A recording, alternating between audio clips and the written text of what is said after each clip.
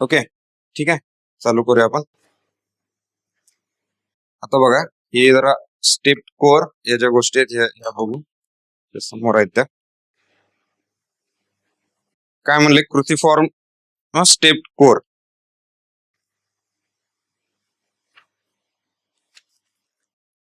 जरा कन्स्ट्रक्शनचा पार्ट आहे.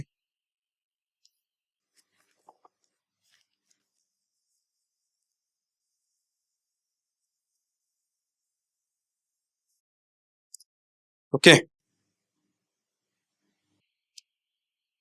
बघा, दोन कोर आहेत. एक आहे स्क्वेअर कोर आहे, ठीक आहे. पहिला म्हणजे हा क्रुसिफॉर्म कोर यायच्या आधी एक स्क्वेअर कोर आहे, तो समजून घ्या पहिला. काय म्हणायचंय मला? एक असतो असा, सिंपल असा असतो बघा. हा म्हणजे तुम्ही जर तो लिंब आहे म्हणजे ट्रान्सफॉर्मर जो आपण म्हणतो, ट्रान्सफॉर्मरचा कोर आहे हा. ओके, असा कोर आहे आणि हा असा 3 डायमेन्शनल कोर आहे. तुम्ही त्याला असं इमॅजिन करा. ओके,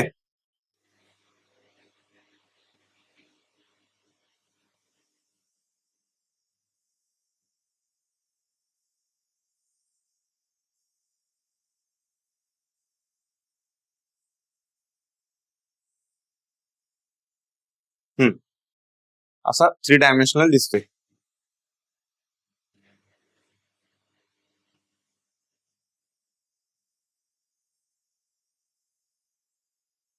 आता या कोरचा आपण सेक्शन घेतला, ठीक आहे.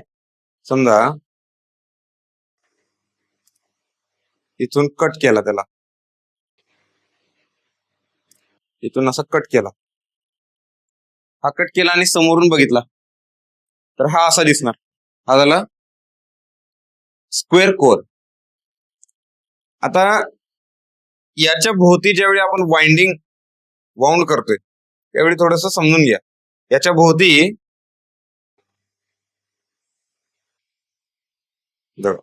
ही या पद्धतीनं कॉईल येणार आहे याच्या भोवती. ओके, आता असं जर वाउंड केलं तर तुम्ही कॉईलच्या बाबतीत समजून घ्या. इथं थोडासा स्पेस राहिला ना, हा इथं स्पेस राहिला, इथे इन्सुलेशन टाकायचं आहे आपल्याला, मग इन्सुलेशन वाढलं. आणि दुसरी गोष्ट, आपल्याला कॉईल अशा सर्क्युलर वाउंड करायचे असतात प्रॉपर, तर इथे सर्क्युलर वाउंड करायला थोडासा प्रॉब्लेम येणार ना. म्हणजे समजा कंडक्टर ह्याच्या भोवती आपण वाउंड करायला लागलोय, तो वाइंडिंग करताना फार प्रॉब्लेम येणार तिथं. दुसरी गोष्ट, त्याच्यामुळं जो रिक्वायर्ड कॉपर आहे स्क्वेअर झालाय आणि त्याच्या भोवती आपण कॉईल वाउंड करणार, त्यामुळे जे कॉपर जे लागणार आहे ना, तेवढ्या फ्लक्स तयार करायला कॉपर कंडक्टर जेवढं मटेरियल लागणार ते इथं जास्त लागतंय ऍज कम्पेअर टू क्रुसिफॉर्म किंवा स्टेप्ड कोर. आता स्टेप्ड कोरची, हा हे बघा, हे स्टेप्ड कोर आहे, ठीक आहे. तर हे दिसतं तुम्हाला हे असं. तर काय असतं बघा, हे स्टेप्ड कोर करतात कसं? हे वेगळे लॅमिनेशन्स आहेत बघा. हे एक लॅमिनेशन्स आहेत. हा जो बंच आहे, या लॅमिनेशनची जी विड्थ आहे ती विड्थ जास्त आहे, ठीक आहे. आणि हे लॅमिनेशन असे असतात, हे असे एकमेकांवर काय केलं जाते, स्टॅक टुगेदर, स्टॅकिंग केलं जातं त्याचं असे. त्यानंतर ज्याची विड्थ कमी आहे ते खाली लावलेत त्याच्या, असं लहान लहान लहान करत गेलं आणि याच्यामुळे काय झाले, ते झालं स्टेप्ड कोर. आता स्टेप्ड कोर मुळे काय होतंय, जो कॉइलचा सर्कम सर्कल आहे, कॉइल त्याच्या भोवती आपण जी वाउंड करणार आहे ना, तो सर्कल कमी होतोय.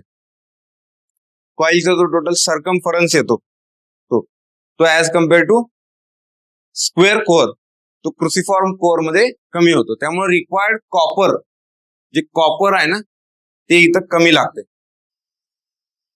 रिक्वायर्ड कॉपर रिड्यूस होतं. ठीक आहे. आता ते पॉइंट बघा, आपण जरा लक्षात घेऊ. ते क्रुसिफॉर्म किंवा stepped core. Transformer core is generally not made perfectly square, instead of manufactured in a step form called cruciform core. Okay. Stepped core approximates a circular cross section. जर क्रॉस सेक्शन बघितलं तर त्याचा थोडासा सर्क्युलर आहे. हा बघा circular cross section दिसतो. आणि हे तर तुम्हाला थोडंसं जास्त दिसतं इथं, बरोबर. हे स्टेप जे दिसतात ते थोडेसे मोठे दिसतात. पण काय काय ट्रान्सफॉर्मर आहेत ज्याचं म्हणलं ना तुम्हाला इफिशियन्सी 95% अभाव असते, ते तर एवढे स्मूथ त्याचे स्टेप असतात ना की तो लांब ना एक्झॅक्ट सर्कलच दिसतो आपल्याला. समजलं. आणि त्याच्या भोवती ज्यावेळी कंडक्टर वाउंड करतो त्यावेळी त्या कंडक्टरमुळे तयार झालेला फ्लक्स सगळ्या त्या कोअरचं युटिलायझेशन होते. म्हणजे तो फ्लक्स त्या कोअर मधून पास होतो. ओके. असं. आता इथं काय व्हायला लागलं, इथं थोडासा एअर गॅप असल्यामुळं थोडस बघा तिथं रिलक्टन्स वाढतोय त्याचा थोड्या प्रमाणात. ओके. म्हणून जी काय होईल ती थोडीशी इफिशियन्सी ड्रॉप होते. पण तुम्ही याच्यात बघा, याच्यात तर एअर गॅप फारच जास्त आहे इथं कडेला. ओके. आणि त्या कंडक्टरला कोअर पासून आयसोलेट करायला अजून इन्सुलेशन आणि टाकायला लागतं आपल्याला मध्ये. समजलं. त्याच्यामुळं थोडस इथं रिक्वायर्ड कॉपर जास्त असते आणि इफिशियन्सी थोडीशी कमी येते. म्हणून इथं बघा काय म्हणले, पुढे काय म्हणले, Y step core is preferred. Advantage 1 दिले, रिड्युस्ड सर्कमस्क्रायबिंग सर्कल डायमीटर. ओके. जे आता तुम्हाला सांगितलं ते स्क्वेअरचा जरा डायमीटर जास्त असतोय. त्याच्या भोवती जर आपण वाउंड केलं तर, कंडक्टर वाउंड केलं तर त्याचा डायमीटर जास्त असतोय. आणि याचा स्टेप कोअर मध्ये जर त्याच्या भोवती कंडक्टर वाउंड केला तर त्याचा डायमीटर कमी असतो. परत काय, इन्सुलेशन रिक्वायर्ड लेस सांगितलं तुम्हाला. गॅप जास्त असेल तर तिथे इन्सुलेशन जास्त टाकायला लागणार आहे, त्याच्यात कमी असतोय स्टेप कोअर मध्ये. ओके. लेस कॉपर रिक्वायर्ड. ठीक आहे, तो पण पॉइंट झाला. लेस कॉपर रिक्वायर्ड, कारण जो कॉपर त्याच्या भोवती आपण वाउंड करणार आहे तो जास्त लागतो. कशात? स्क्वेअर कोअर मध्ये. Okay. Reduced size and weight. Yes, reduced size and weight. कारण का, आता तुम्हाला ते तुमच्या डोळ्यासमोर येतंय का बघा. रिड्युस्ड साईज अँड वेट कसं काय. आता फ्लक्स बरं का फक्त एवढाच एरिया युटिलाइज करायला लागलाय कोअरचा. फ्लक्स एवढाच एरिया युटिलाइज करायला लागलाय, बरोबर. आता बी इज इक्वल टू काय असतंय, phi by a. B is equal to phi by a. आता मला सेम केव्ही रेटिंगचा विचार करायचा आहे. समजा याचं केव्ही रेटिंग आणि स्टेप कोअरचं केव्ही रेटिंग, म्हणजे फ्लक्स डेन्सिटी सेम झाली. फ्लक्स डेन्सिटी सेम झाली. जर मी एमएमएफ सेम ठेवले, एन इंटू आय जर सेम ठेवले दोन्ही मध्ये, तर फाय सेम झाला. आता मला हा सेम करायचा असेल तर बघा, एकात काय होणार आहे, एकात एरिया आपल्याला जास्त ठेवायला लागेल. ओके. म्हणजे याच्यात काय करायला लागेल, फॉर एक्झाम्पल आहे बघा, परत एकदा सांगतो, फ्लक्स पण जास्त राहणार नाही, मग फ्लक्सची पण व्हॅल्यू वाढवायला लागणार आपल्याला. कशात? स्क्वेअर कोअर मध्ये फ्लक्सची व्हॅल्यू वाढवायला लागणार, कारण तिथं एरिया पण वाढणार आहे त्याचा, बरोबर. आणि फ्लक्स तिथं अजून एक रिलेशन तुम्हाला लागेल, phi is equal to MMF upon reluctance. आता स्क्वेअर कोअर मध्ये रिलक्टन्स जास्त असतो, त्यामुळे फ्लक्स कमी झाला. फ्लक्स कमी झाला तर बघा तुम्हाला आता काय करायला लागणार, नाही पहिला फ्लक्स वाढवायला लागणार. ठीक आहे. फ्लक्स कसा वाढवणार तुम्ही, नंबर ऑफ टर्न्स वाढवणार आणि कंडक्टरची साईज वाढवणार. फ्लक्स वाढवायचा असेल तर एमएमएफ वाढवायला लागणार ना तुम्हाला. नंबर ऑफ टर्न्स वाढवणार, नंबर ऑफ टर्न्स वाढवले की त्यानंतर कंडक्टरची साईज पण वाढवणार. आता नंबर ऑफ टर्न्स आणि कंडक्टरची साईज वाढली तर पूर्ण बघा तो जो विंडो एरिया आहे म्हणजे पूर्ण जो कोअरचा रिक्वायर्ड म्हणजे टोटल फायनल एरिया आहे, कोअरच्या भोवती कंडक्टर वाऊंड केलेला एरिया टोटल तो वाढणार आहे, कारण नंबर ऑफ टर्न्स पण वाढले आणि कंडक्टर साईज पण वाढली. ठीक आहे, आणि अशी तुम्ही फ्लक्स डेन्सिटी मेंटेन करणार, त्यामुळे काय होणार त्याचे साईज पण वाढणार. मला तुम्हाला काय म्हणायचं आहे, नंबर ऑफ टर्न्स आणि कंडक्टरची साईज वाढली तर ट्रान्सफॉर्मरची पण साईज वाढते, लक्षात घ्या. लक्षात आलं? त्यामुळं काय म्हणलंय, त्याच्यात स्क्वेअर कोअर मध्ये साईज जास्त असणार, स्टेप कोअर मध्ये साईज कमी होणार आहे. परत काय म्हणले लास्टला बघा, हायर युटिलायझेशन फॅक्टर. आता युटिलायझेशन फॅक्टर काय असते, आपण एखादं मशीन तयार केलं, ओके, तर मशीनचा सगळ्या त्याच्या पार्टचा यूज मॅक्सिमम करता आला पाहिजे आपल्याला. ओके, म्हणजे समजा ट्रान्सफॉर्मर मध्ये primary to secondary power transfer करायचे, तर त्याच्या पूर्ण वाइंडिंगचा पूर्ण कोअरचा युटिलायझेशन यूज झाला पाहिजे. आता मला सांगा, फॉर एक्झाम्पल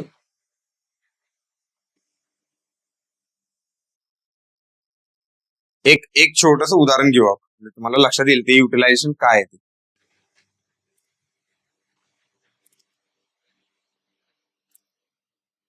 समजा असा कोअर आहे, एक असा कोअर आहे, ओके, आणि हा कोअर, या कोअर मधून एक maximum 1.5 weber per metre square एवढी फ्लक्स डेन्सिटी हा कोअर हँडल करायला केपेबल आहे, मॅक्सिमम फ्लक्स डेन्सिटी. पण आपण जे नंबर ऑफ टर्न्स वाउंड केल्यात आणि जेवढी पॉवर ट्रान्सफरची रिक्वायरमेंट आहे, तेवढ्यामध्ये फक्त 1 weber per metre square, 1 weber per metre square एवढाच जर, म्हणजे एवढीच जर फ्लक्स डेन्सिटी लागत असेल, पण तुम्ही कोअर डिझाईन केलाय 1.5 वेबर पर मीटर स्क्वेअरला, समजलं? 1.5 वेबर पर मीटर स्क्वेअर म्हणजे तुम्हाला कोअर जास्त मोठा लागणार आहे, म्हणजे बघा बी is equal to 5/a.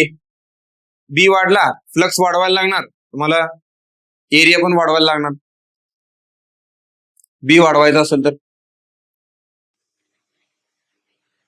Okay, म्हणजे दोन्ही वाढवायला लागणार. मला काय सांगायचं, दोन्ही वाढवायला लागणार, एरिया पण वाढवायला लागणार. आता जर 1.5 वेबर पर मीटर स्क्वेअरचा जर तुम्ही कोअर डिझाईन केलाय, पण तुमच्या वाइंडिंग मधून म्हणजे phi is equal to MMF ला प्रोपोर्शनल आहे डायरेक्टली, फ्लक्स MMF ला डायरेक्टली प्रोपोर्शनल आहे. म्हणजे वाइंडिंग मधून करंट आणि त्याचे नंबर ऑफ टर्न्स ठेवून तुम्ही एवढा जर फ्लक्स तयार करू शकत असाल, त्याला प्रोपोर्शनल, याला प्रोपोर्शनल, या नंबरला प्रोपोर्शनल फ्लक्स तयार करू शकत असाल, तर मग 1.5 एवढा हँडल करायचा, फ्लक्स हँडल करायचा कोअर थोडासा वाया जाणार ना त्यात, म्हणजे पूर्ण युटिलाइज झाला नाही. ते युटिलायझेशन फॅक्टर त्या संदर्भात आहे. तुम्ही समजलं का तुम्हाला? म्हणजे अजून एक उदाहरण सांगतो, हे जर नाही कळालं. समजा एक मोटर आहे, त्या मोटरचा वापर करून आपण 4 मजली पाणी वर पंप करू शकतोय, 4 मजली पाणी वर पंप करू शकतो. पण तुमचं घर एकच मजल्यात आहे फक्त, मग तुम्ही ती मोटर जर वापरली तर त्या मोटरचं पूर्ण युटिलायझेशन होते का? नाही होत. ओके, म्हणजे इथे मोटर काय झाली, आपण अंडर युटिलाइज झाली ती. ओके, तसंच इथं ट्रान्सफॉर्मरच्या बाबतीत होते. जर आपण स्क्वेअर कोअर केला, स्क्वेअर कोअर असेल तर ट्रान्सफॉर्मरचं युटिलायझेशन सगळं होत नाही, केलं जात नाही, करता येत नाही. ओके, ट्रान्सफॉर्मरचं युटिलायझेशन सगळं 100% करता येत नाही. क्रुसिफॉर्म कोअर मध्ये त्याचं युटिलायझेशन, प्रत्येक पार्ट्स, प्रत्येक याचं युटिलायझेशन जास्त होते तिथे. ओके, आता ते याच्या संदर्भात तुम्हाला अजून कसं समजू शकते, जर तुम्ही स्टेप्ड कोअर केला, हे बघा स्टेप्ड कोअर केला तर प्रायमरी साईडला कॉईल वाउंड करायला तुम्हाला एवढी जागा मिळायला लागल्या, बरोबर. आता इथे या असं समजून घे, एवढी जागा मिळायला लागली.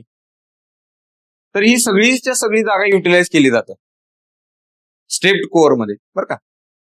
एवढी सगळी जागा युटिलाइज केली जाते सेकंडरी साठी, जेवढी दिलेली आहे तेवढी सगळी जागा युटिलाइज केली जाते स्टेप्ड कोअर मध्ये.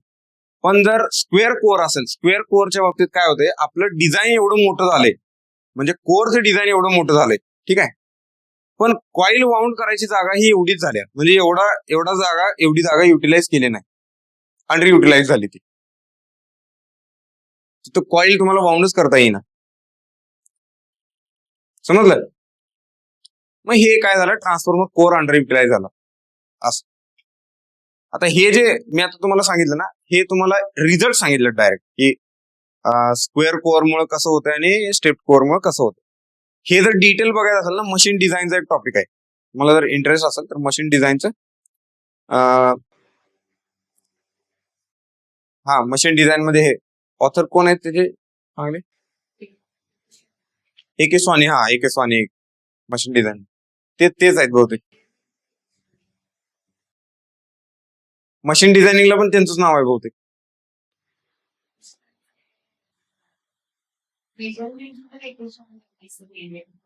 माझ्या पण डोक्यात ए के स्वानी झालं. बरं ठीक आहे, ठीक. ते मशीन डिझाईनचा जो पार्ट आहे ना, त्या मशीन डिझाईनच्या पार्ट मध्ये तुम्हाला हे जे डिटेल्स मिळतात कसं असतं. ओके, ठीक आहे, चला. आता बघा, पुढं दोन टाईपचे ट्रान्सफॉर्मर आहेत, एक कोर टाईप आणि शेल टाईप, ठीक आहे. 2-3 पॉइंट महत्वाचे जरा समजून घ्या.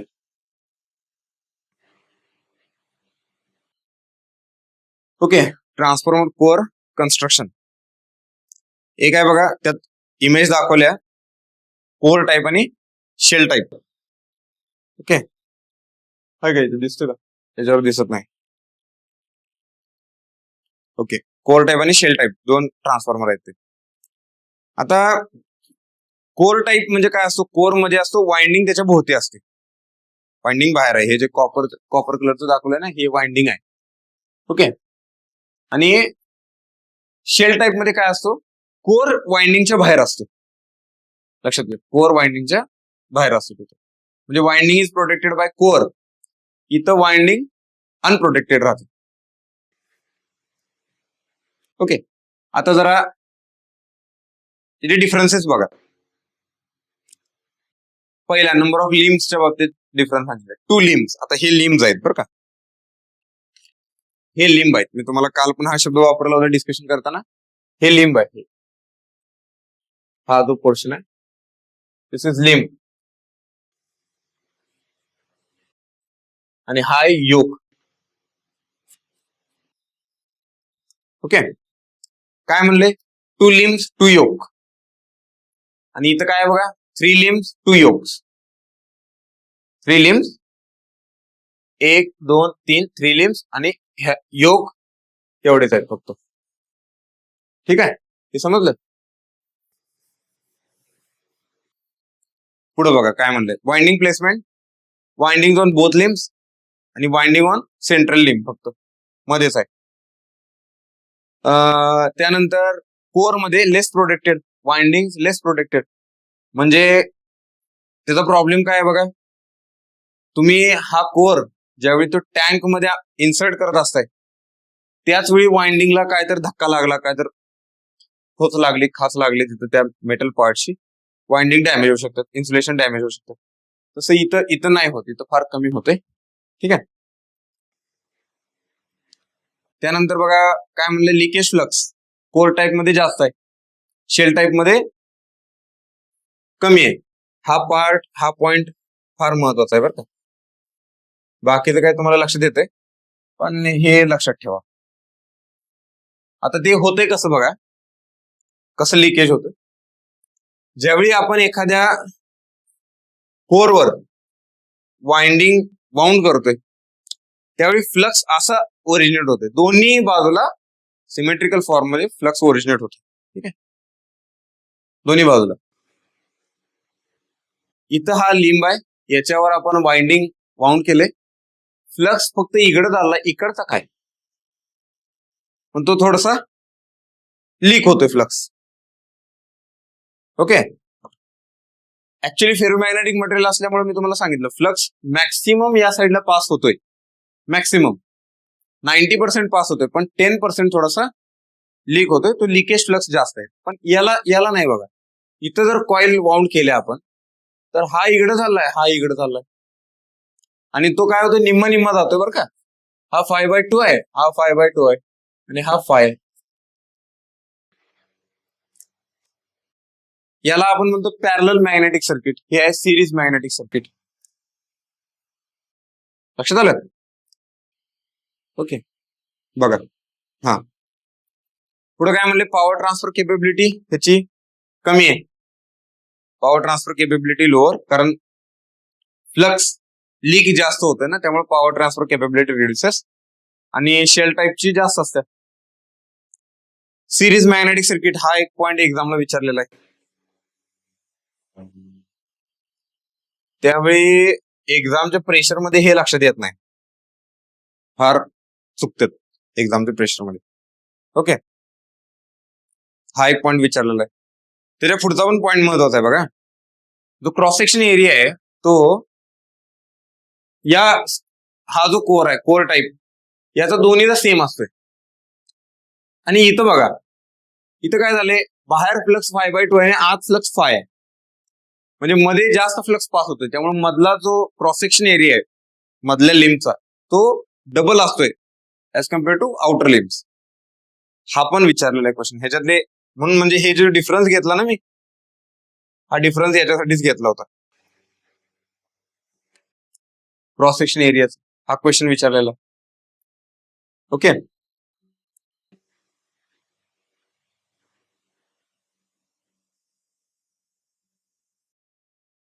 हे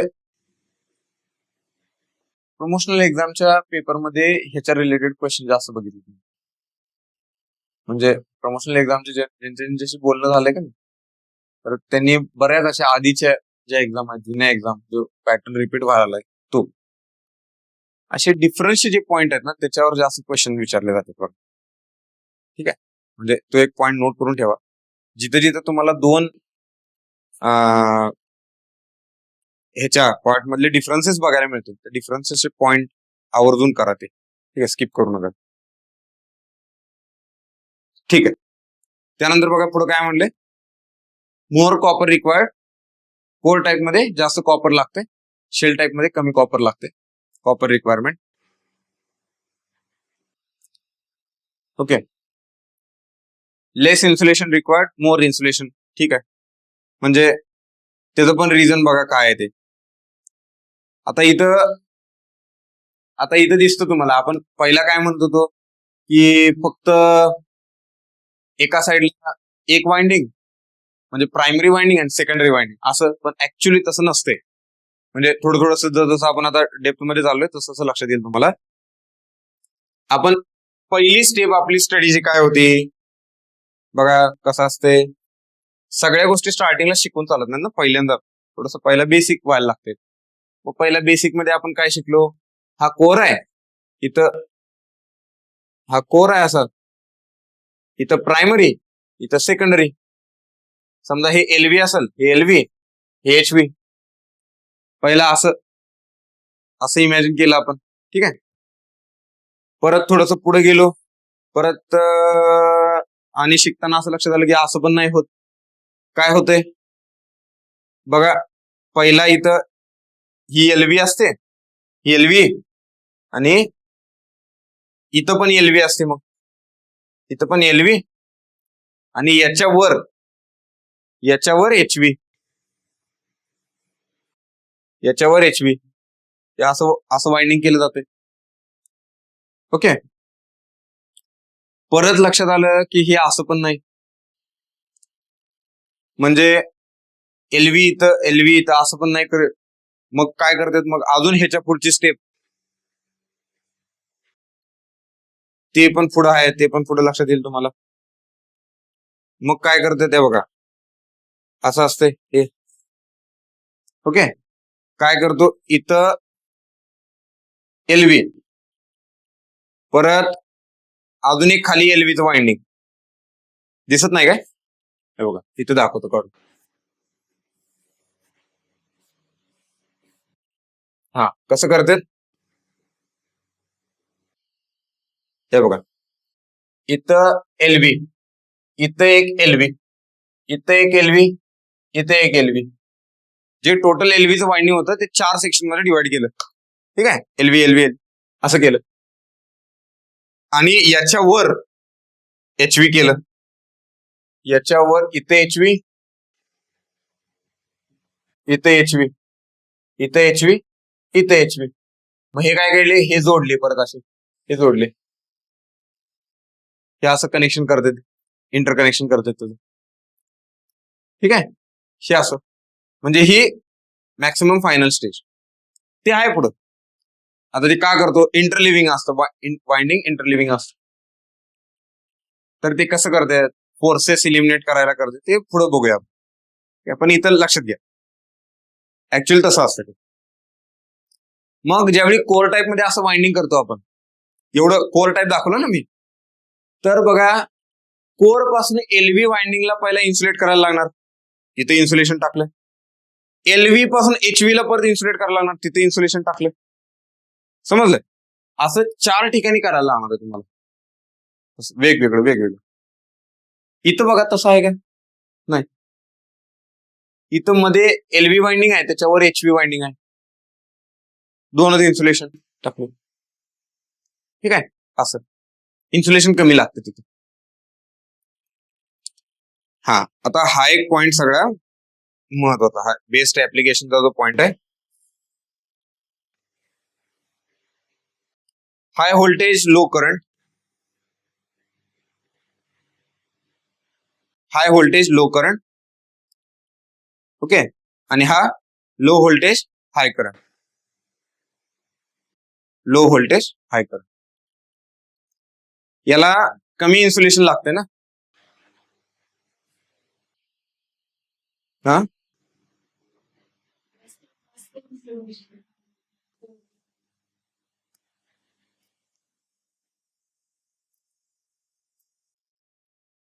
ओके ओके. नाही नाही नाही, थांबा थांबा थांबा.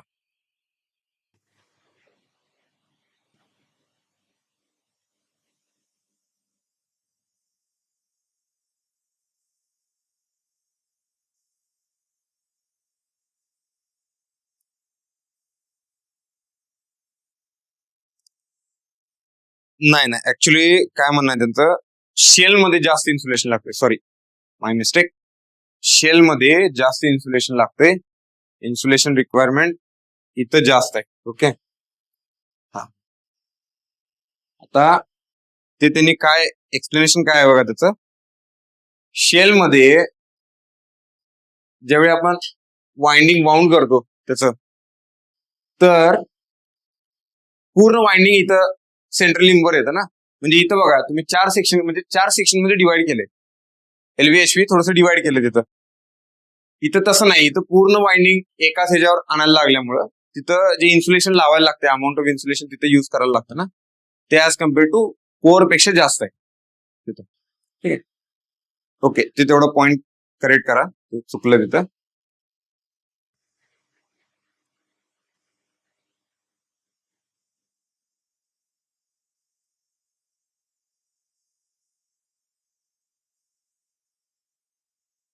ठीक आहे, त्याचं जरा प्रॅक्टिकली थोडस बघायला लागेल त्याचं.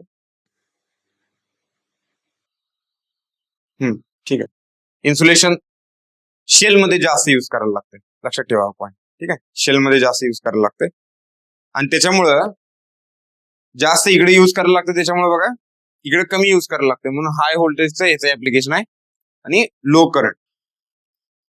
ओके, त्यामुळं काय म्हणले, small to medium KV rating आणि लार्ज केव्ही रेटिंगला, लार्ज केव्ही रेटिंगला कोणता कोर युज होतोय हा क्वेश्चन आला होता. जर ट्रान्सफॉर्मरचं केव्ही रेटिंग लार्ज असेल तर त्याला शेल टाईप असतो का कोर टाईप असतो, हा एक क्वेश्चन आला होता. ठीक आहे, ओके.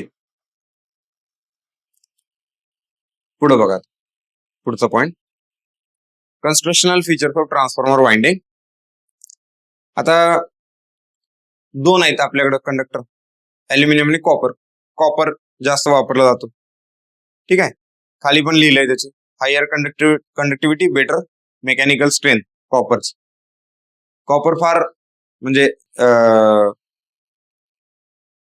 मेलेबिलिटी आणि डक्टिलिटी त्याची कमी असेल. मेलेबिलिटी म्हणजे इझिली मोल्ड होत नाही तो, म्हणजे जर जसा अल्युमिनियम होतो ना तसा कॉपर होत नाही.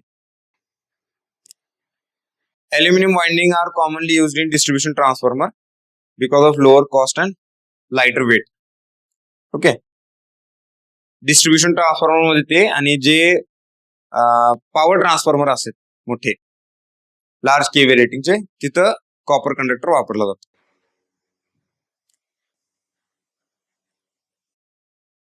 एक बघा काय दिले, transformer winding are not made up of single solid conductor. ठीक आहे, म्हणजे तो एकच सॉलिड जाड कंडक्टर नसतो, तर ते स्टँडर्ड कंडक्टर असतात. स्टँडर्ड कंडक्टर मुळे काय होते ते बघा पुढे सांगितले. ईडी करंट लॉसेस किंवा stray load losses, skin effect losses हे कमी होते. आता काय भानगड आहे हे तुम्हाला सांगतो. हे बघा, आता ऍक्च्युली त्याचं हा इथं आहे. ओके, हा बघा, हा सॉलिड कंडक्टर आहे, हा पूर्ण एकच बेअर कंडक्टर किंवा सॉलिड कंडक्टर आहे तो. आणि हे बघा, हे स्ट्रँड्स आहेत स्टँडर्ड कंडक्टर. आता काय म्हटलंय त्यांनी इथं, स्किन इफेक्ट दाखवलाय ह्याच्यात. स्किन इफेक्ट म्हणजे काय, जर हा सॉलिड कंडक्टर असेल, हा पूर्ण सॉलिड कंडक्टर असेल, तर करंट हा वरच्या सरफेसवर कॉन्सन्ट्रेट होते. बघा, करंट हा वरच्या सरफेसवर कॉन्सन्ट्रेट होते, याला आपण म्हणतो स्किन इफेक्ट. स्किन इफेक्ट, ठीक आहे. आणि दुसरा असतो ईडी करंट. आता ईडी करंट पण कसा आहे, आता समजा हा एवढा सॉलिड कंडक्टर असा आला, या कंडक्टर मधून असा करंट फ्लो व्हायला लागलाय. ओके, करंट फ्लो व्हायला लागलाय, पण हा कंडक्टर मॅग्नेटिक फील्ड मध्ये पण आहे ना, बरोबर. एकतर हे कंडक्टिंग पार्ट आहे हा, आणि तो मॅग्नेटिक फील्ड मध्ये. आणि आपल्याला माहिती आहे जिथं जिथं एखादा कंडक्टिंग पार्ट मॅग्नेटिक फील्ड मध्ये लिंक झालेला आहे असेल, त्याच्या क्लोज विसिनिटी मध्ये असेल, त्यावेळी काय होते, इथं पण सर्क्युलेटिंग करंट तयार होते. याच्यात तिथं पण सर्क्युलेटिंग करंट तयार होते. ती सर्क्युलेटिंग करंट्स म्हणजे कुठले, ईडी करंट्स. ठीक आहे, असं. आता त्याची क्वांटिटी फार कमी असणार आहे, त्याची व्हॅल्यू फार कमी असणार आहे, पण ते करतेच काय, ते या ऍक्च्युअल जो करंट फ्लो व्हायला लागलाय, मेन लोड करंट, त्याला डिस्टर्ब करते. समजलं, त्याला डिस्टर्ब करते. म्हणजे तो काय बघा, तो कशामुळे व्हायला लागलाय, मेन म्हणजे आपण जो ज्या टाईपचा कंडक्टर युज केलाय, सॉलिड कंडक्टर, त्याच्यामुळे प्रॉब्लेम व्हायला लागलाय. म्हणून आपण काय करतो, स्टँडर्ड कंडक्टरला जातो. स्टँडर्ड कंडक्टर मुळे काय होतंय, त्याचा स्किन इफेक्ट रिड्यूस होतो. ओके, स्टँडर्ड कंडक्टरला जातो. ओके,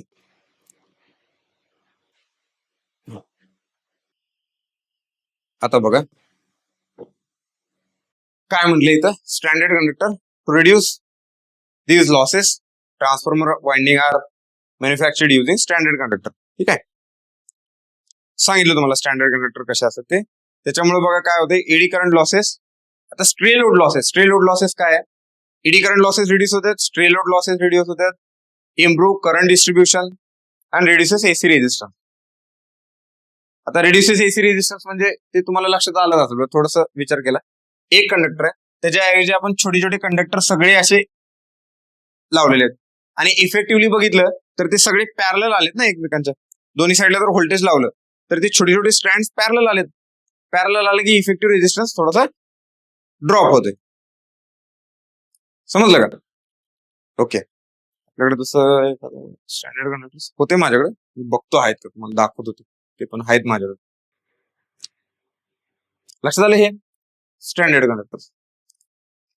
आणि त्याच्यामुळे ते सांगितले काय की एसी रेजिस्टन्स पण रिड्यूस होतोय. यस, हा एक पॉईंट करेक्ट आहे. स्ट्रे लोड लॉसेस काय आहेत? तर स्ट्रे लोड लॉसेस म्हणजे बघा, आपल्या ट्रान्सफॉर्मर मध्ये इतर म्हणजे त्याचे ऑक्झिलरी पार्ट्स पण आहेत ट्रान्सफॉर्मरचे. म्हणजे त्याचा टँक आहे वर, परत इतर सपोर्टिंग स्क्रू आहेत, नट आहेत, ठीक आहे, अशा पद्धतीचे पार्ट आहेत. ते काय आहेत? मेटलिक पार्ट आहेत, मेटलचे आहेत ते. आता त्याच्याबरोबर पण फ्लक्स लिंक झालाय, कोर म्हणून तयार झालेला फ्लक्स त्याच्याबरोबर पण लिंक झालाय. लिंक झाला की तिथं काय होतं? एडी करंट्स तयार होतात, ते सर्क्युलेटिंग करंट्स तयार होतात. आणि ते सर्क्युलेटिंग करंट्स म्हणजे जे लॉसेस आहे, तो लॉस म्हणजे स्ट्रे लोड लॉसेस. आणि हा कशामुळे येतो बघा, तुमचा जो लोड असतो, लोड करंट, हा काय असतो? चेंजिंग असतो ना, थोडासा व्हेरिएबल असतो. हा व्हेरी व्हायला लागला की याच्यामुळे जो तयार झालेला फ्लक्स आहे तो व्हेरी होतोय थोडासा. आणि तो जो लिंक आहे, इतर पार्ट्सला जो लिंक आहे, लिंक झालेला फ्लक्स आहे, तो चेंज होत राहणार आहे. त्या चेंजिंग फ्लक्समुळे जे लॉसेस येतात ते फार कमी असतात बरं का, ते फार कमी असतात, 2 to 5% रेंजमध्ये असतात ते. ते काय होतात याच्यात, या स्टँडर्ड कंट्रोलमुळे रिड्यूस होतात. ओके, स्ट्रे लोड लॉसेस बघा, स्ट्रे लोड लॉसेस म्हणजे लोड करंटवर डिपेंड आहेत ते लोड लॉसेस, ठीक आहे. आपल्या कंडक्टर मधनं जो लोड करंट व्हेरी होतोय त्याच्यामुळे काय होतंय, त्यानं तयार केलेला फ्लक्स व्हेरी होतोय. आणि असा व्हेरिएबल फ्लक्स हा इतर म्हणजे ऑक्झिलरी पार्ट बरोबर, ट्रान्सफॉर्मरच्या ऑक्झिलरी पार्ट बरोबर लिंक झालाय. आता ह्याच्यामुळे काय होतं, तिथं सर्क्युलेटिंग करंट तयार होतात त्या ऑक्झिलरी पार्टमध्ये, म्हणजे ट्रान्सफॉर्मरच्या टँक मध्ये म्हणा, ऑइल टँक मध्ये, त्याच्यावरच्या कव्हर जे आहेत किंवा रेडिएटर्स आहेत, याच्यामध्ये इथं फ्लक्स लिंक झालेला आहे ट्रान्सफॉर्मरला. थोड्या प्रमाणात लिंक होतो, जास्त नसतो. म्हणजे फार प्रॉपर जर डिझाईन केलं तर 2%च्या रेंजमध्ये ते लॉसेस असतात, 1 to 2%. तर इथं सर्क्युलेटिंग करंट तयार झाले या ऑक्झिलरी पार्ट्स मध्ये, ते ऑक्झिलरी पार्ट्स मधले सर्क्युलेटिंग करंट हे म्हणजे लॉसेसच आहेत. मग ते लॉसेस कोणत्या इतर लॉसेस मध्ये मॉडेल करता येत नाहीत ना आपल्याला, म्हणून ते काय म्हणले, स्ट्रे लोड लॉसेस. आणि ते व्हेरिएबल असतात, it depends on load current, it depends on load current, ते व्हेरिएबल असतात, म्हणून ते म्हणले stray load losses, load losses, ठीक आहे. Okay,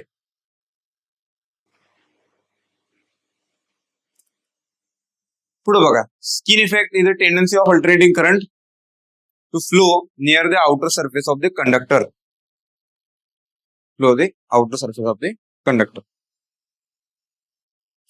okay,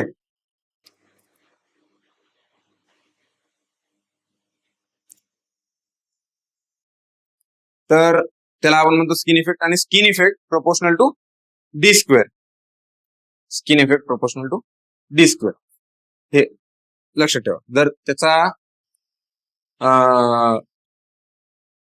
cross section area जर जास्त असेल, जेवढा जास्त तेवढा स्किन इफेक्ट जास्त. लक्षात आलं का? क्रॉस सेक्शन एरिया कंडक्टरचा जेवढा जास्त तेवढा स्किन इफेक्ट जास्त.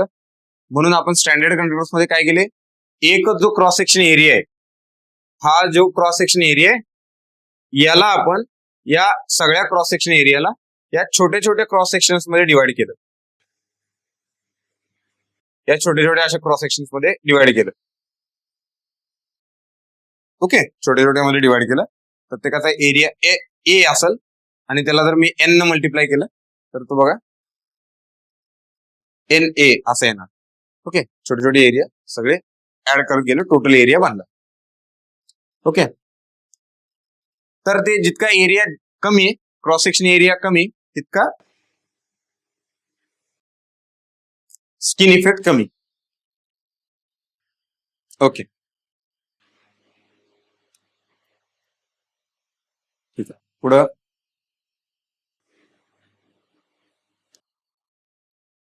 Placement of winding on transformer core, two major winding arrangement are used, core type आणि shell type. Okay, core type मध्ये काय म्हणले बघा, winding are distributed on both limbs, दोन्ही लिम्बवर वाइंडिंग डिस्ट्रीब्युशन केलेलं आहे त्याचं. leakage flux exists around each winding. Yes, to reduce leakage flux, interleaved windings are used. Interleaved windings are used. आता ते जे दाखवलं ना तुम्हाला त्याची डायग्राम पण आहे बघा पुढे असेल. येस, हे जे आहे ते बघा इंटरलिव्हिंग आहे, ते वाइंडिंग इंटरलिव्हिंग. आता तिथं त्यांनी काय केलंय आपल्याला दाखवायला म्हणून त्यांनी काय केलंय, एचव्ही वर दाखवलंय, एलव्ही खाली दाखवलंय, परत दुसऱ्या साईडला एलव्ही दाखवलंय, एचव्ही दाखवलंय, हे असं दाखवलंय. ओके, पण ऍक्च्युली तसं नसतं. ते ट्रान्सफॉर्मरचा जो लिंब आहे त्या लिंबच्या जवळच वाइंडिंग असतं एलव्ही वाइंडिंग, त्याच्यावर असतं एचव्ही वाइंडिंग. म्हणजे ऍक्च्युली कसं असतं बघा, हे जे आहे ना असंच असतंय, फक्त जरासं डिटेलमध्ये समजून घ्या तुम्ही. हे बघा, इथं हे एलव्ही. ओके, इथं पण एलव्ही आहे, इथं पण एलव्ही आहे, इथं पण एलव्ही आहे आत. मग हे इंटरलिव्हिंग काय करतात, हे याला जोडले, हे मग ह्याच टर्मिनल ह्याला जोडले, मग हे याला जोडले आणि हे याला जोडले. हे अशा पद्धतीचं असं क्रॉस कनेक्शन असते वाइंडिंग. समजलं? थोडक्या भाषेत काय, तिकडचं ह्याला जोडले, हे इथं सेपरेट ठेवलंय. तर जर एक्झॅक्ट जर बघायचं असेल आपल्याला तर बघा, एलव्हीचे 2 टर्मिनल ठेवायचे ना.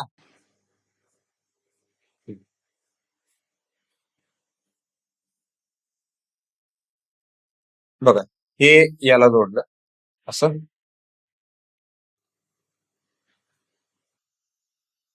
ओके, त्यानंतर हा याला जोडला, हा याला जोडला, हा, आणि हे 2 टर्मिनल असे ओपन ठेवले सप्लाय द्यायला. तर हे थोडस ते तुम्ही असं समजून घ्या. ओके, हे दिसते का असे क्रॉस कनेक्शन जोडलेले ते, हे असं इंटरलिव्हिंग. जसं एलव्हीचं केलं तसंच वर एचव्हीचं पण केलं जातं. ओके, तसं एचव्हीचं पण केलं जातं.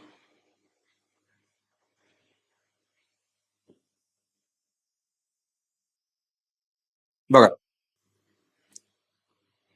ट्रान्सफॉर्मर ए पहिलं काय म्हणले, हा, without interleaving arrangement, primary winding is placed on one limb, secondary winding placed on another limb.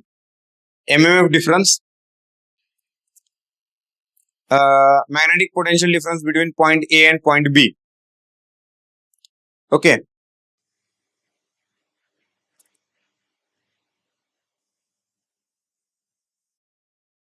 ठीक आहे. तर ते एवढ्या डिटेल मध्ये जाईल नको.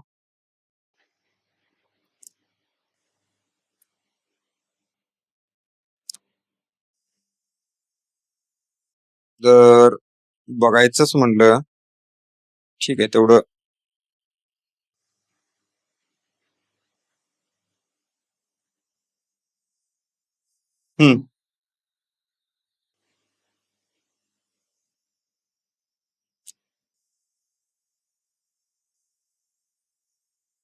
ओके, हे बघा. बरं ठीक आहे, असू दे, ते एवढं डिटेल बघायला नको.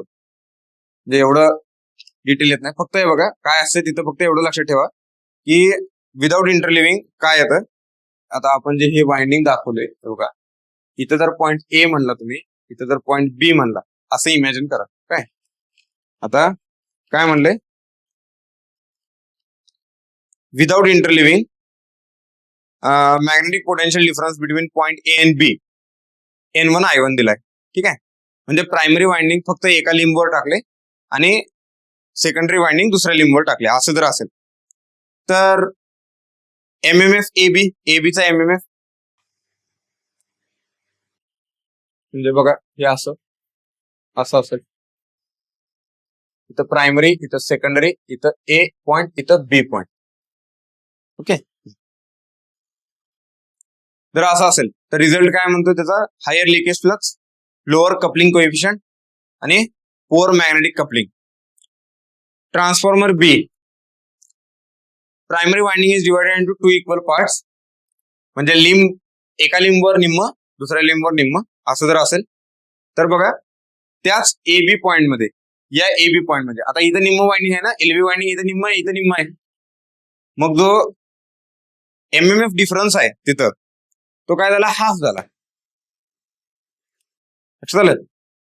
सगळं वाइंडिंग एका लिंबवर देण्यापेक्षा आपण काय केलं, निम्म निम्म दोन्हीवर टाकलं. एमएमएफ डिफरन्स कमी झाला. आता हे तुम्हाला लक्षात आलं का बघा, phi is equal to MMF upon reluctance.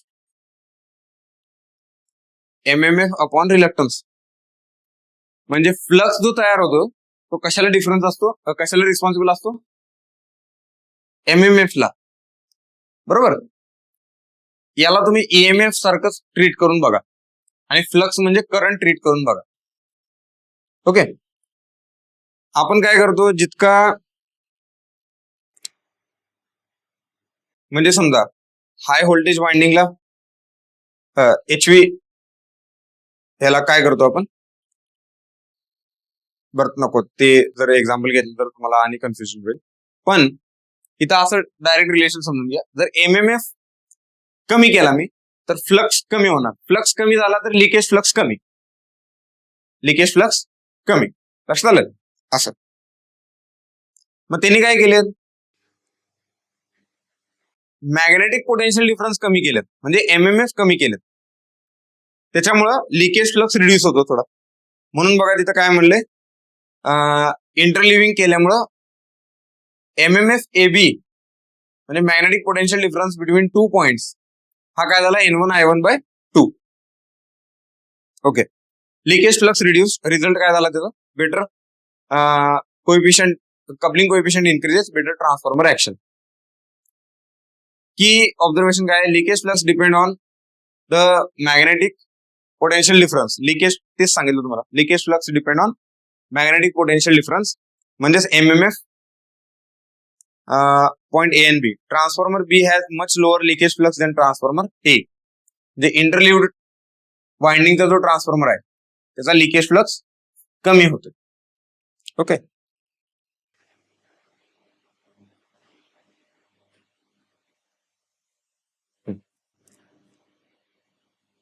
बघा इंटरलिव्हिंग ऑफ वाइंडिंग्स डेफिनेशन काय म्हणते, each winding is divided into 2 equal parts and distributed on separate limbs. This arrangement is called the interleaved winding.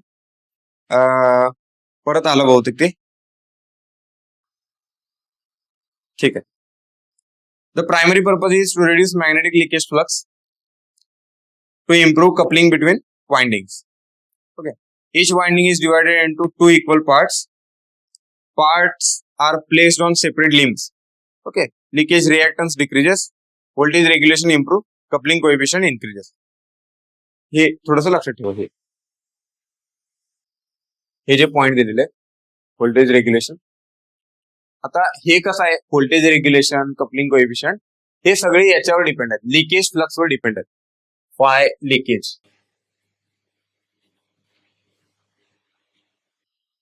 Okay, leakage जर कमी केलं मी तर coupling improve होणार आहे. Coupling improve झालं की व्होल्टेज रेग्युलेशन इम्प्रूव्ह होते. आता व्होल्टेज रेग्युलेशन पण बघा काय आहे, कशी गोष्ट आहे, डिटेलमध्ये बघायचं आपल्याला, पण एक ढोबळ असं समजून घ्या तुम्ही. जर समजा एखाद्या ट्रान्सफॉर्मर मध्ये लिकेज फ्लक्स जर जास्त असेल, लिकेज फ्लक्स जर जास्त असेल तर त्यानं काय होतंय, ट्रान्सफॉर्मर ज्यावेळी आपण लोडिंग कंडिशनला न्यायला लागतो ना त्यावेळी तो लिकेज फ्लक्स अजून वाढायला लागतोय. आणि लिकेज फ्लक्स म्हणजे काय, असा फ्लक्स जो प्रायमरी पासून तयार झालाय पण सेकंडरीला लिंक झालेला नाही. ठीक आहे, आणि आपला लोड कुठे कनेक्ट करतो आपण, सेकंडरीला. ट्रान्सफॉर्मर सेकंडरीला लोड कनेक्ट करतो. आता बघा जेवढा लोड आहे तेवढा लोड बॅलन्स करायला प्रायमरी पासून जेवढा फ्लक्स यायला पाहिजे तेवढा येत नाही, त्यातला थोडा फ्लक्स लीक व्हायला लागलाय. मग ह्याच्यामुळे काय होतंय, सेकंडरीचं व्होल्टेज ड्रॉप होते. जसं लोड वाढवू ना तसं लिकेज फ्लक्स वाढत चाललाय, त्याच्यामुळे सेकंडरीचं व्होल्टेज सिव्हिअरली ड्रॉप व्हायला चालू होतं. म्हणजे इथं काय, व्होल्टेज रेग्युलेशन जास्त आहे, we need to regulate voltage more and more as load increases, असा त्याचा अर्थ. तर मेन जो पार्ट आहे व्होल्टेज रेग्युलेशन, जो वाढवायला रिस्पॉन्सिबल असणार आहे, तो कोण आहे? लिकेज फ्लक्स आहे.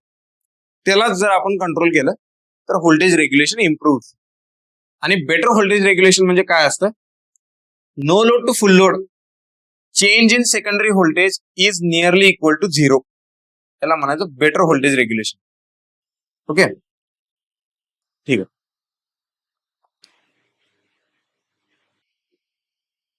बघा, concentric winding arrangement in practical transformer HV आणि LV winding are placed concentrically on same limb. जे तुम्हाला सांगितलं कॉन्सेंट्रिकली, आता तो पार्ट आला. म्हणजे लिंबच्या जवळ LV, त्याच्यावर HV, हे कॉन्सेंट्रिक वाइंडिंग झालं. One winding surrounds the another, this is called concentric winding. Inner winding LV, outer winding HV. लक्षात आलं? हा, असं त्यांना पण इन्सुलेशन कमी होतंय बरं का या अरेंजमेंटनं. आता बघा, हे पण थोडस समजून घ्या. हा लिंब आहे, हा लिंब काय? न्यूट्रल आहे, बरोबर. याच्यावर तुम्ही वाइंडिंग माउंट करणार. समजा मला इथं HV वाइंडिंग माउंट करायचं आहे. HV टू न्यूट्रल मला इन्सुलेशन लावायला लागणार, जास्त इन्सुलेशन लावायला लागणार. ठीक आहे, म्हणजे आपण असं कन्सिडर करू काय, हे HV 10K 10K व्होल्टेज आहे, 10 kV, आणि हे 0 आहे. 10K टू 0 हे जर मला प्रॉपरली हँडल करायचं असेल तर मला एक 5 सेंटीमीटरचं इन्सुलेशन लावायला लागेल. नंबर्सनी समजून घ्या. 5 सेंटीमीटरचं इन्सुलेशन लावायला लागणार 10 kV टू 0. ओके, आणि याच्यावर जर मी LV वाइंडिंग टाकलं, LV, आता LVचं व्होल्टेज समजा 5K. 5K टू 10K कितीचा व्होल्टेज डिफरन्स आहे? 5K चा डिफरन्स आहे. मग ह्याच रेग्युलर म्हणजे रूल्सने जर गेलो आपण, 5K चं जर व्होल्टेज मला ऍडजस्ट करायचं असेल, व्होल्टेज डिफरन्स, तर मी इथं किती लावणार? 2.5 सेंटीमीटरचं इन्सुलेशन लावणार. टोटल इन्सुलेशन किती सेंटीमीटर वापरलं आपण? 7.5. हेच जर मी असं केलं, हा 0 व्होल्ट आहे, याच्या भोवती हे LV लावलं, हे समजा LV लावलं असं. आता LV किती आहे? 5K. कितीचं इन्सुलेशन लावायला लागणार मला? 2.5 सेंटीमीटर. कारण 5K टू 0 कितीचा व्होल्टेज डिफरन्स आहे? 5चा.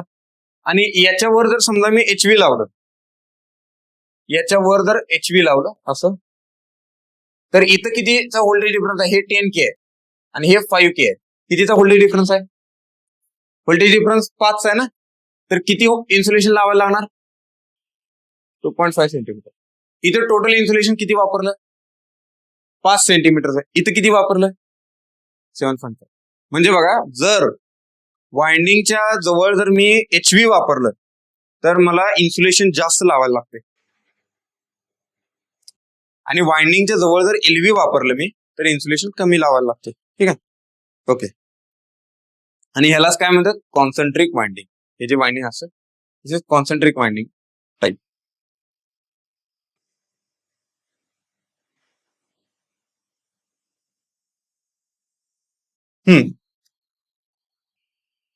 बघा, advantages of keeping LV winding near core. Reduce insulation requirement पहिलं. दुसरं काय? Reduce copper requirement. यस, त्यानं काय होणार? बघा, यानं काय होणार? जर तुम्ही असं प्रिफर केलं या ह्याच्यात, आता LV बाहेर येतं ना, ह्याच्यात HV जवळ गेलं, LV बाहेर आलं. LV मध्ये करंट जास्त असतो. करंट जास्त म्हणजे कॉपरची थिकनेस जास्त. जास्त थिक कंडक्टर तुम्हाला बाहेरनं वाउंड करायला लागतं, म्हणजे त्याची लेंथ वाढली, मोठी साईज पण जास्त आहे त्याची. पण त्याला जर मी आत ठेवलं तर बघा, सर्कम्फरन्स त्याचा कमी झाला LVचा, म्हणजे रिक्वायरमेंट ऑफ कॉपर याच्यात रिड्यूस होत्या. Reduces copper requirement, reduces size and weight and cost, त्यानंतर रिड्युसेस लिकेज फ्लक्स, त्याच्यामुळे इझी टॅपिंग अरेंजमेंट. टॅपिंग कुठनं काढतो आपण? टॅपिंग HV चं काढतो, लक्षात ठेवा. आणि HV बाहेर आहे ना, आता LV आत आहे, HV बाहेर आहे, समजलं का? म्हणजे आउटर वाइंडिंगला इझिली टॅपिंग टाकता येतं आपल्याला. वाइंडिंगला क्वेश्चन असं बघा, टॅपिंग लक्षात ठेवा कायम HV ला असते. HV साईडला टॅपिंग देतो आपण, LV साईडला देत नाही. एक एक स्पेशल केसमध्ये असतं बरं का. स्पेशल ट्रान्सफॉर्मर मध्ये जर तशी रिक्वायरमेंट असेल तर दोन्ही साईडला लावतो. कंडिशन काय आहे, तिथं पॉवर फ्लो दोन्ही वेनं पाहिजे, म्हणजे पॉवर फ्लो बाय डायरेक्शन पाहिजे. तसं जर असेल तर मग दोन्ही साईडला टॅपिंग स्पेशल केसमध्ये लावते, समजलं?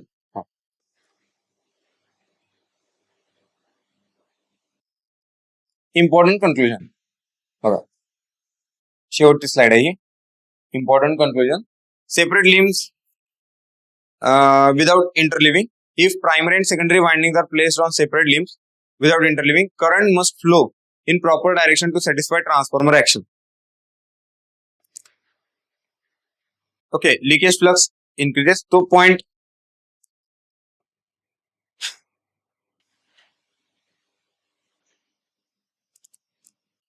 बघा, हा विदाउट इंटरलिव्हिंग, हा करंट फ्लो बरोबर आहे. Coupling coefficient decreases. Sandwich winding in shell type transformer purpose, ठीक आहे. Sandwich winding in shell type transformer. Sandwich winding म्हणजे आता ते बघा कसं लेअर वाईज ठेवले, म्हणजे HV LV असं ठेवले. एक समजा एक वाइंडिंग असं आहे, याच्या भोवती दुसरं आहे, हे झालं कॉन्सन्ट्रिक. एक असं आहे, त्याच्या खाली दुसरं, म्हणजे कलर, आता कलर चेंज करायला हवा प्रत्येक वेळा. त्याच्या खाली दुसरं, परत त्याच्या खाली लाल, परत त्याच्या खाली हिरवं. हे जे आहे ना, त्याला आपण म्हणतो सँडविच वाइंडिंग, LV HV. आता ते पण बघा कसं असते, तुम्ही थोडासा विचार करा. इथं असा म्हणजे हा असा कोर असणार ना,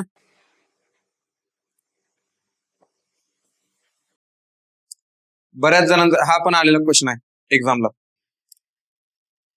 आता हा सेंट्रल लिंब आहे बरोबर, याच्यावर हा योक आहे असा, आणि इथं एक लिंब आहे, इथं एक लिंब आहे, आणि इथं एक हा योक आहे. हा कुठला झाला? शेल टाईप, बरोबर. थोडस विचार करून सांगा मला, काय हा जर योक असेल, इथं वाइंडिंग आहे, हे वाइंडिंग HV असेल की LV असेल? हे वाइंडिंग आहे. मी तुम्हाला सांगितलं एक गोष्ट, काय सांगितली, समजा असं जर हा लिंब आहे, याच्या जवळचं LV, याच्यावरचं HV, इथं काय हा कसं, का बरं? कुठलं? योक टू, करेक्ट, समजलं का? आता इथं ज्यावेळी सँडविच लेअर असतात वाइंडिंगचे, त्यावेळी आपल्याला इन्सुलेशन याचं आणि याचं बघायचं ना, बरोबर. मग इथं तर अल्टरनेट वाइंडिंग आहेत, HV LV, म्हणजे तुम्हाला या लिंबचा विचार नाही करायचा, तुम्हाला विचार करायचा या योकचा. या योग जवळ कोणतं वाइंडिंग आणलेलं बेटर होईल, तर ते असतं हे LV. समजलं का? हा आलेला क्वेश्चन आहे बघा. In shell type transformer near yoke which winding is preferred, ठीक आहे, विच वाइंडिंग इज प्रिफर्ड, हा आलेला क्वेश्चन आहे.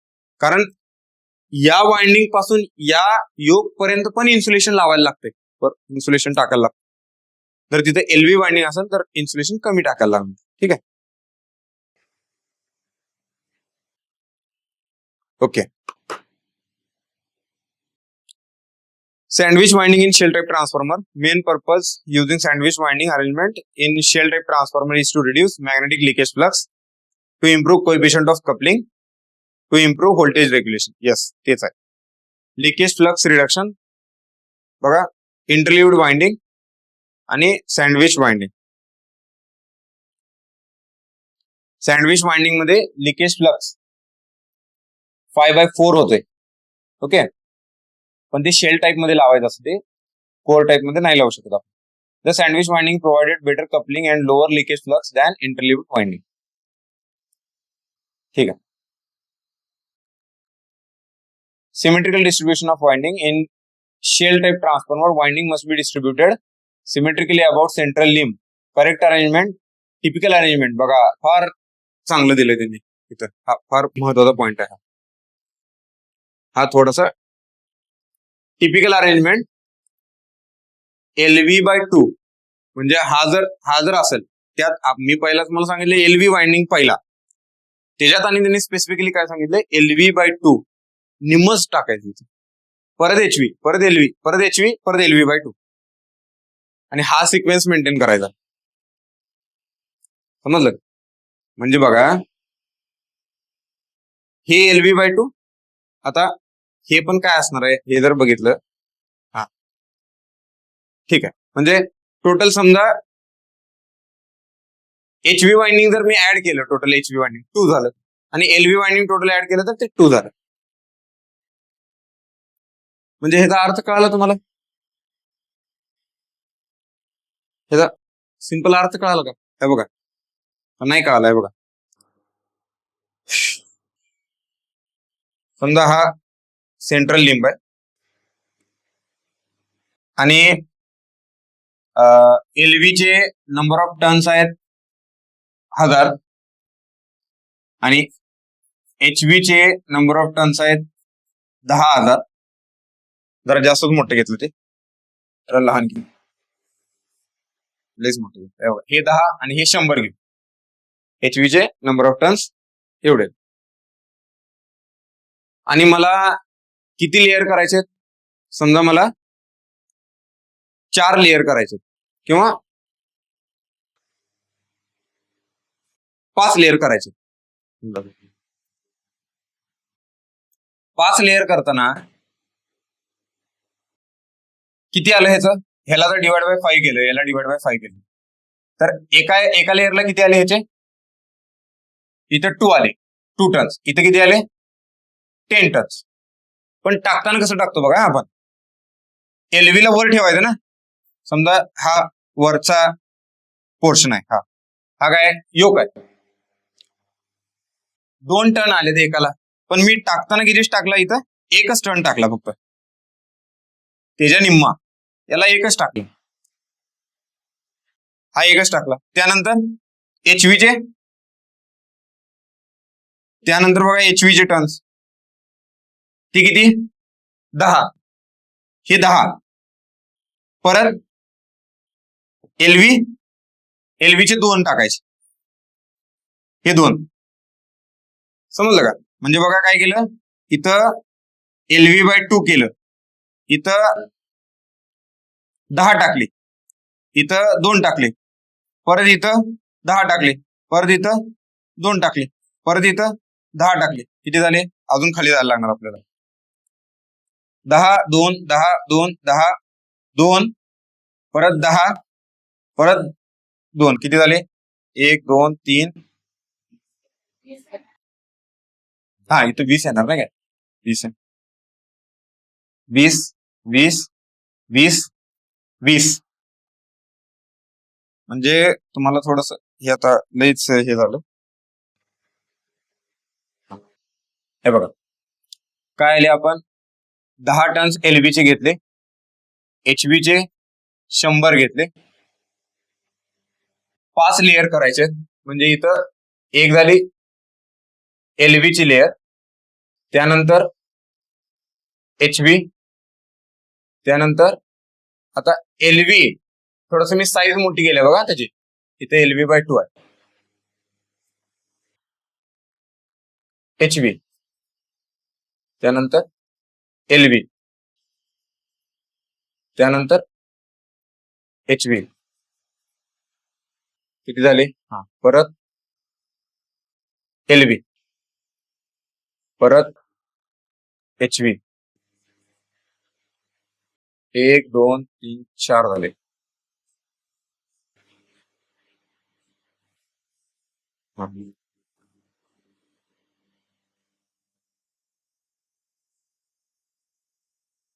ओके, आता आहे बघा, हे जे शेडेड दाखवलेत हे HV चे.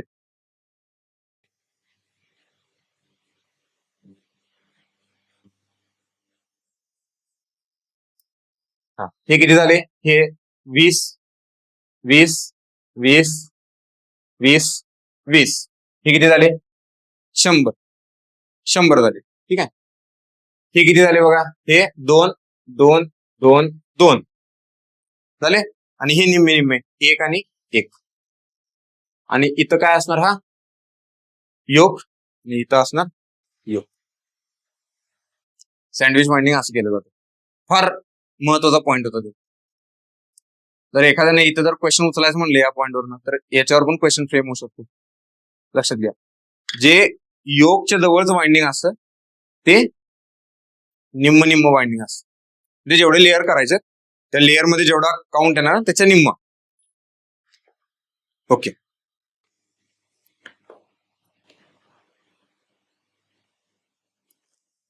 ठीक आहे. This produces mechanical balance, equal electromagnetic forces, better stability during short circuit.